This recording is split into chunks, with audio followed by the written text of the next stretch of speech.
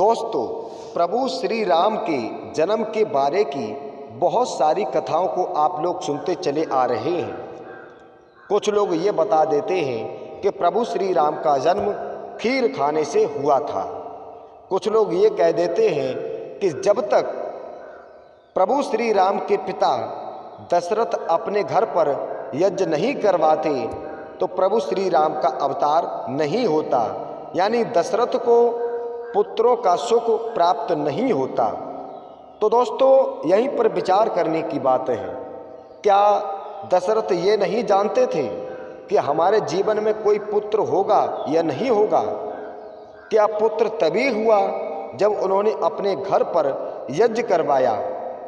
दोस्तों, ये बहुत सारे प्रश्न हैं और बहुत सारे प्रश्नों का आज आपको ये उत्तर मिल जाएगा। बहुत सारी शंकाएं हैं, कुछ लोग कुछ कहते हैं, कुछ कहते हैं। तो दोस्तों, तमाम बातों का जवाब आज स्पष्ट रूप से आप समझ जाएंगे कि वास्तव में प्रभु श्री राम का अवतार आखिर कैसे हुआ था। तो दोस्तों, इसके लिए आप ये वीडियो पूरा कंप्लीट जरूर देखें, अंत तक जरूर देखें, ताकि सच्चाई दोस्तों आप लोगों को भी मालूम पड़ जाए। तो चलिए दोस्तों, आपको हम विस्तार पूर्वक बताते हैं। इस वीडियो को दोस्तों अभी लाइक ज़रूर कर लें और यदि चैनल पर पहली बार जुड़े हैं तो आप चैनल को भी दोस्तों सब्सक्राइब कर लें, क्योंकि आपका एक सब्सक्राइब हमारे लिए बहुत मायने रखता है और हमारे चैनल के माध्यम से नई से नई ज्ञानात्मक वीडियो का आपको ये नोटिफिकेशन मिलता रहेगा। दोस्तों, आइए अब विस्तार पूर्वक वीडियो में आपको बताते हैं कि आखिर महाराज दशरथ ये नहीं जानते थे कि हमारे जीवन में कोई संतान का सुख लिखा है। तो दोस्तों, आपको बता दें, महाराज दशरथ बहुत पहले ही जानते थे कि हमारे जीवन में पुत्र होगा, और कितने पुत्र होंगे ये बात महाराज दशरथ नहीं जानते थे, लेकिन ये जानते थे कि हमारे जीवन में पुत्र होगा। अब आप लोग सोच रहे होंगे कि कैसे जानते थे, तो आपको बता दें कि महाराज दशरथ निःसंतान राजा नहीं थे। पहली बात, क्योंकि उनके एक पुत्री थी जो कि प्रभु श्री राम से बड़ी थी, जिसका नाम शांता था। केवल उनके घर में पुत्र नहीं हुआ था, लेकिन ये बात महाराज दशरथ जानते थे कि हमारे घर में पुत्र तो होगा। क्यों जानते थे, कैसे जानते थे? तो दोस्तों, आपको बता दें, जिस समय महाराज दशरथ ने श्रवण कुमार की तीर मार दिया था, तो श्रवण कुमार के माता पिता उद्धान ऋषि और चंद्रकला ने महाराज दशरथ को ये श्राप दिया था कि आज मैं अपने पुत्र वियोग में तड़प तड़प करके मर रहा हूँ, उसी प्रकार से जाओ दशरथ, तुम भी पुत्र वियोग में तड़प तड़प कर ही मरोगे। क्योंकि दोस्तों, ये एक संत की वाणी थी। इस प्रकार से उद्धान ऋषि ने महाराज दशरथ को ये श्राप दिया, तो संतान तो होनी ही होनी थी, क्योंकि महाराज दशरथ के कोई पुत्र नहीं था, तो पुत्र तो होना ही होना था, क्योंकि ये श्राप लगा था। और ये बात भली भांति दशरथ जानते थे, लेकिन उनको ये नहीं मालूम था कि कब होगा। तो दोस्तों, एक बार देवराज इंद्र ने महाराज दशरथ को अपने यहाँ पर एक सभा रखी थी और महाराज दशरथ को आमंत्रित किया था। तो महाराज दशरथ के कोई पुत्र नहीं था। उस समय की घटना ये थी। तो महाराज दशरथ सभा में चले तो द्वारपालों ने महाराज दशरथ को रोक लिया और ये कहा कि आपके कोई पुत्र नहीं है, आप अंदर नहीं जा सकते। उस समय महाराज दशरथ को बड़ा गिलानी पैदा हुई और वहाँ से लौट करके सीधे अपने गुरु वशिष्ठ जी के पास पहुँचे। तो गुरु वशिष्ठ जी को सारा वृतांत सुनाया। तो गुरु जी ने हंसकर कहा, दशरथ क्यों निराश होते हो, आपके जीवन में तो पुत्र लिखा ही है, जाओ, आपके एक नहीं बल्कि 4 पुत्र होंगे, और उसके लिए आपको अपने घर पर एक यज्ञ करवाना पड़ेगा, जिसे पुत्रेष्ठ यज्ञ कहते हैं।